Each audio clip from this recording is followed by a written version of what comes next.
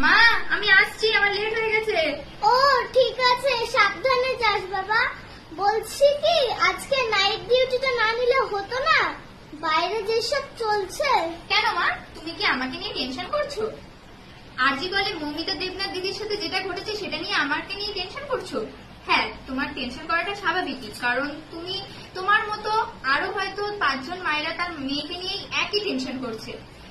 আমাদের দেশে মেয়েরা স্বাধীনভাবে চলতে পারে না, স্কুল, কলেজ, টিউশন এবং নিজেদের হসপিটালও সুরক্ষিত নয়, তাই তোমার চিন্তা করাটা স্বাভাবিকই।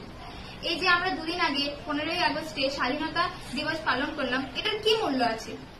যে দেশে মেয়েরা নিজের হসপিটালে একজন ডক্টর হিসেবে সুরক্ষিত নয়, তাহলে তো আমরা সেখানে কলেজ, টিউশন আর স্কুল থেকে ফিরছি, তাহলে তো আমরা আরো সুরক্ষিত নয়।